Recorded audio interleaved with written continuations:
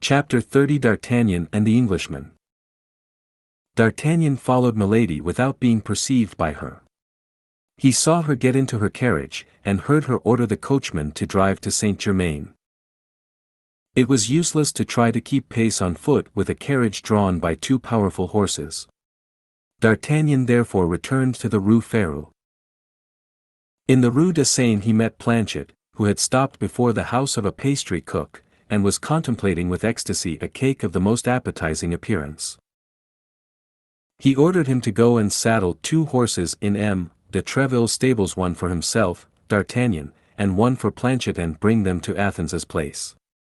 Once for all, Treville had placed his stable at D'Artagnan's service.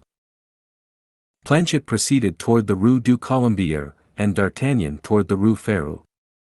Athos was at home, emptying sadly a bottle of the famous Spanish wine he had brought back with him from his journey into Picardy. He made a sign for Grimaud to bring a glass for D'Artagnan, and Grimaud obeyed as usual. D'Artagnan related to Athos all that had passed at the church between Porthos and the procurator's wife, and how their comrade was probably by that time in a fair way to be equipped. "As for me," replied Athos to this recital, "I am quite at my ease. It will not be women that will defray the expense of my outfit. Handsome, well-bred, noble lord as you are, my dear Athos, neither princesses nor queens would be secure from your amorous solicitations." "How young this D'Artagnan is," said Athos, shrugging his shoulders, and he made a sign to Grimaud to bring another bottle. At that moment Planchet put his head modestly in at the half-open door, and told his master that the horses were ready. "What horses?" asked Athos. "2 horses that Monsieur de Treville lends me at my pleasure, and with which I am now going to take a ride to Saint-Germain." "Well, and what are you going to do at Saint-Germain?" then demanded Athos. Then D'Artagnan described the meeting which he had at the church, and how he had found that lady who, with the seigneur in the black cloak and with the scar near his temple, filled his mind constantly. "That is to say, you are in love with this lady as you were with Madame Bonacieux," said Athos, shrugging his shoulders contemptuously, as if he pitied human weakness.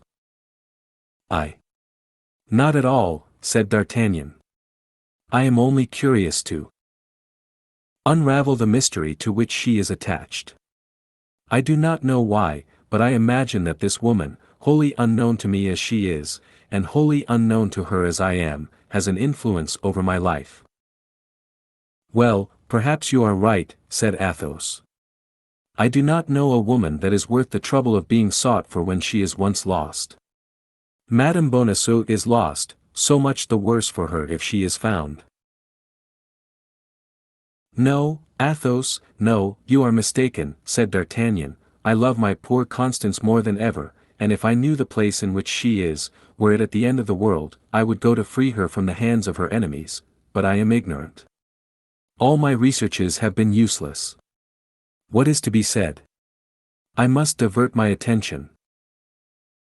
"Amuse yourself with Milady, my dear D'Artagnan. I wish you may with all my heart, if that will amuse you." "Hear me, Athos," said D'Artagnan.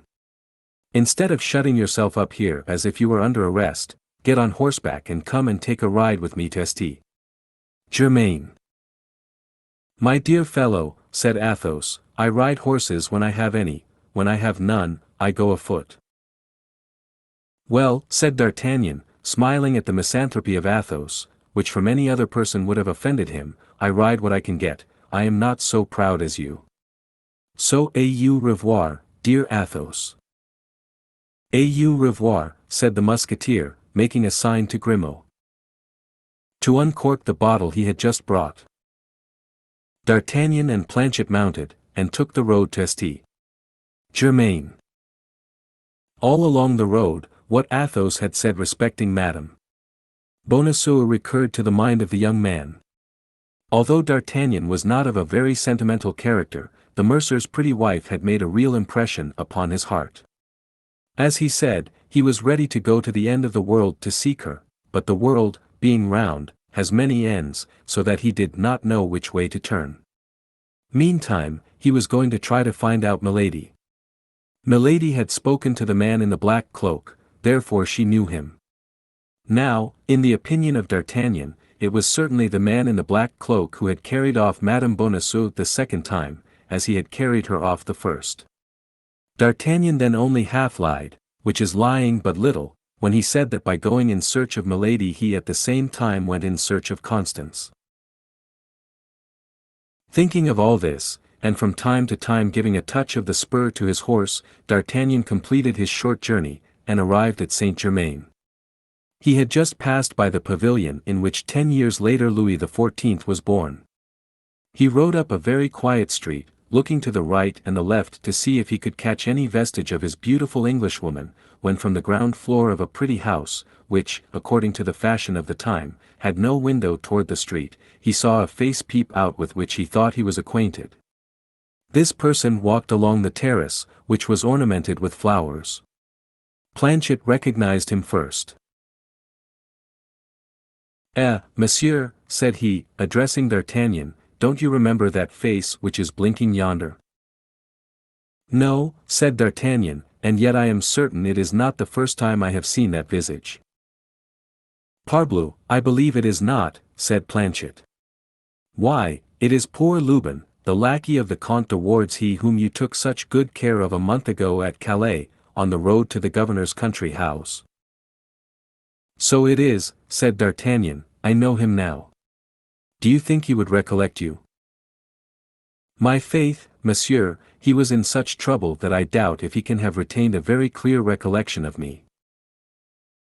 "Well, go and talk with the boy," said D'Artagnan, "and make out if you can from his conversation whether his master is dead." Planchet dismounted and went straight up to Lubin, who did not at all remember him, and the two lackeys began to chat with the best understanding possible, while D'Artagnan turned the two horses into a lane, went round the house, and came back to watch the conference from behind a hedge of filberts. At the end of an instant's observation he heard the noise of a vehicle, and saw Milady's carriage stop opposite to him. He could not be mistaken, Milady was in it. D'Artagnan leaned upon the neck of his horse, in order that he might see without being seen. Milady put her charming blonde head out at the window, and gave her orders to her maid. The latter, a pretty girl of about 20 or 22 years, active and lively, the true soubrette of a great lady, jumped from the step upon which, according to the custom of the time, she was seated, and took her way toward the terrace upon which D'Artagnan had perceived Lubin. D'Artagnan followed the soubrette with his eyes, and saw her go toward the terrace, but it happened that someone in the house called Lubin, so that Planchet remained alone, looking in all directions for the road where D'Artagnan had disappeared. The maid approached Planchet, whom she took for Lubin, and holding out a little billet to him said, "For your master." "For my master?" replied Planchet, astonished. "Yes, and important. Take it quickly." Thereupon she ran toward the carriage, which had turned round toward the way it came, jumped upon the step, and the carriage drove off. Planchet turned and returned the billet. Then, accustomed to passive obedience, he jumped down from the terrace, ran toward the lane, and at the end of 20 paces met D'Artagnan, who, having seen all, was coming to him. "For you, monsieur," said Planchet, presenting the billet to the young man. "For me," said D'Artagnan, "are you sure of that?" "Pardieu, monsieur, I can't be more sure." The soubrette said, "For your master." "I have no other master but you, so a pretty little lass, my faith, is that soubrette." D'Artagnan opened the letter, and read these words: "A person who takes more interest in you than she is willing to confess wishes to know on what day it will suit you to walk in the forest. Tomorrow, at the Hotel Field of the Cloth of Gold, a lackey in black and red will wait for your reply." "Oh," said D'Artagnan, "this is rather warm. It appears that Milady and I are anxious about the health of the same person. Well, Planchet, how is the good Monsieur de Wardes? He is not dead, then?" "No, monsieur, he is as well as a man can be with 4 sword wounds in his body, for you, without question, inflicted 4 upon the dear gentleman, and he is still very weak, having lost almost all his blood. As I said, Monsieur, Lubin did not know me, and told me our adventure from one end to the other. Well done, Planchet. You are the king of lackeys. Now jump onto your horse, and let us overtake the carriage. This did not take long. At the end of 5 minutes they perceived the carriage drawn up by the roadside. A cavalier, richly dressed, was close to the door. The conversation between Milady and the cavalier was so animated that D'Artagnan stopped on the other side of the carriage without anyone but the pretty soubrette perceiving his presence. The conversation took place in English, a language which D'Artagnan could not understand, but by the accent the young man plainly saw that the beautiful Englishwoman was in a great rage. She terminated it by an action which left no doubt as to the nature of this conversation. This was a blow with her fan, applied with such force that the little feminine weapon flew into 1,000 pieces. The cavalier laughed aloud, which appeared to exasperate Milady still more. D'Artagnan thought this was the moment to interfere. He approached the other door, and taking off his hat respectfully, said, "Madam, will you permit me to offer you my services? It appears to me that this cavalier has made you very angry. Speak one word, madam, and I take upon myself to punish him for his want of courtesy." At the first word Milady turned, looking at the young man with astonishment, and when he had finished, she said in very good French, "Monsieur, I should with great confidence place myself under your protection if the person with whom I quarrel were not my brother." "Ah, excuse me, then," said D'Artagnan. "You must be aware that I was ignorant of that, madam." "What is that stupid fellow troubling himself about?" cried the cavalier whom Milady had designated as her brother, stooping down to the height of the coach window. "Why does not he go about his business?"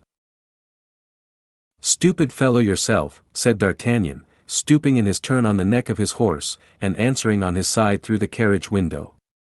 "I do not go on because it pleases me to stop here." The cavalier addressed some words in English to his sister. "I speak to you in French," said D'Artagnan. "Be kind enough, then, to reply to me in the same language. You are Madame's brother, I learn be it so, but fortunately you are not mine." It might be thought that Milady, timid as women are in general, would have interposed in this commencement of mutual provocations in order to prevent the quarrel from going too far, but on the contrary, she threw herself back in her carriage, and called out coolly to the coachman, "Go on home." The pretty soubrette cast an anxious glance at D'Artagnan, whose good looks seemed to have made an impression on her. The carriage went on, and left the two men facing each other. No material obstacle separated them. The cavalier made a movement as if to follow the carriage, but D'Artagnan, whose anger, already excited, was much increased by recognizing in him the Englishman of Amiens who had won his horse and had been very near winning his diamond of Athos, caught at his bridle and stopped him. "Well, monsieur," said he, "you appear to be more stupid than I am, for you forget there is a little quarrel to arrange between us two." "Ah," said the Englishman, "is it you, my master? It seems you must always be playing some game or other." "Yes, and that reminds me that I have a revenge to take. We will see, my dear monsieur, if you can handle a sword as skillfully as you can a dice-box." "You see plainly that I have no sword," said the Englishman. "Do you wish to play the braggart with an unarmed man? I hope you have a sword at home, but at all events, I have two, and if you like, I will throw with you for one of them." "Needless," said the Englishman, "I am well furnished with such playthings." "Very well, my worthy gentleman," replied D'Artagnan, "pick out the longest, and come and show it to me this evening." "Where, if you please?" "Behind the Luxembourg, that's a charming spot for such amusements as the one I propose to you."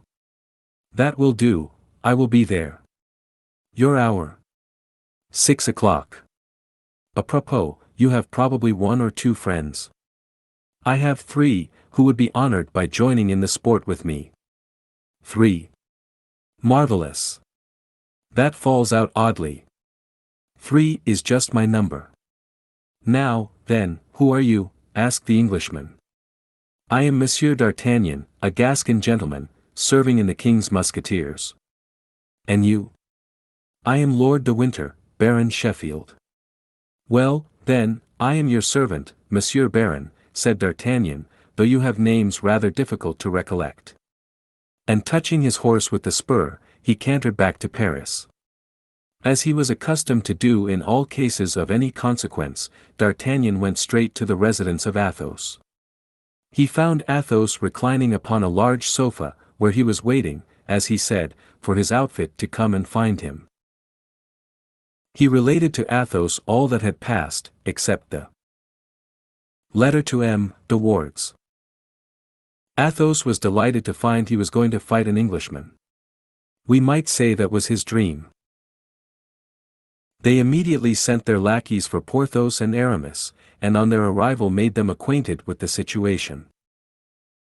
Porthos drew his sword from the scabbard, and made passes at the wall, springing back from time to time, and making contortions like a dancer. Aramis, who was constantly at work at his poem, shut himself up in Athos's closet, and begged not to be disturbed before the moment of drawing swords. Athos, by signs, desired Grimaud to bring another bottle of wine.